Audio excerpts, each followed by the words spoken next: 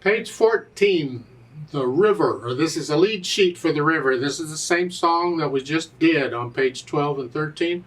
Yeah, except now you get to improvise a little bit. The first thing to do whenever you're getting a lead sheet, and understand what a lead sheet is, it's where they give you the melody and they give you the chords and you have to make up the accompaniment.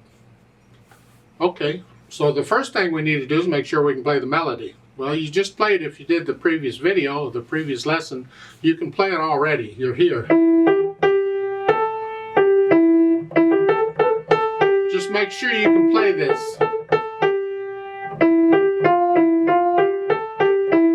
See, this is in the key of C major. We were in the key of G major. Doesn't matter what key it's in, it be in any key. The point is, just make sure you can play this. Then we cover the chords. What chords are involved? Well, they give you the chords toward the top of page 14. It's the primary chords for C major. We got the 1 chord, 4 chord. Hopefully you've had these chords already. And the 5/7 chord. 1.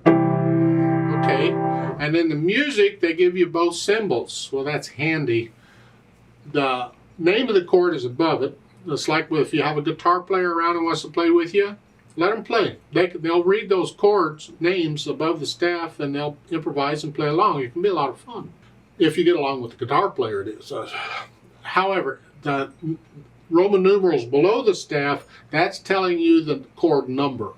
And that's usually what a pianist would use, whatever, 1 chord or 4 chord. Yeah.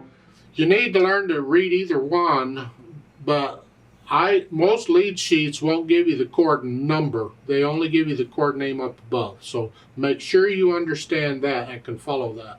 Then we put them together. And at first, I just use block chords. I want to hear the harmony here. So it's here, and it's 1 chord, and then a 4 chord, then a 1 chord, and then a 4 chord, 1 chord, and this is all we're doing.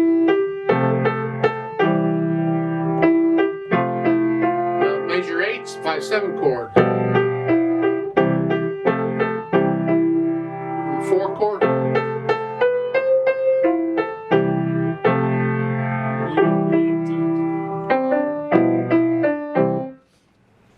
Okay, it's interesting on measure 14.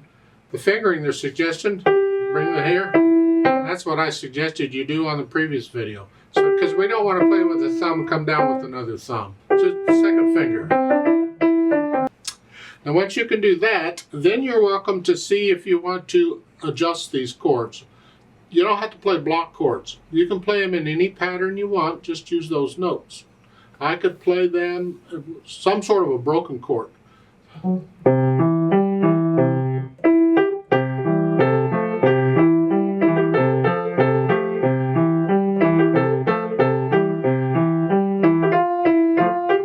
Experiment with it. Doesn't all have to be the same. I could vary the rhythm a little bit.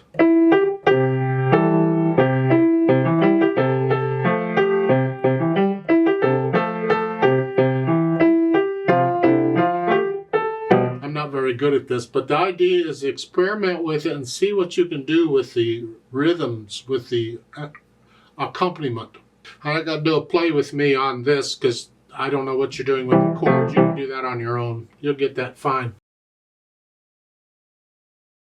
But they do have a duet part for this, so I'm going to go ahead and do that. And you can play this part with the chords as block chords or broken chords or whatever you want with me with a duet. So let's play that much together. And I am going to take this fairly quickly like we did in the last one. So I'll give us 2 counts. The duet doesn't have a pickup beat like you do. So I'm going to play those notes with you and then I'll do the duet part. But I need you to go up 1 octave here. So just pretend middle C goes up here to here, and instead of here, come up here. Here. Play it up here. So I'll give us 2 counts. Let's try it together slowly. Not slowly. Well, slower than it goes, but fairly quick. About the same speed as the duet in the last video. Ready, go.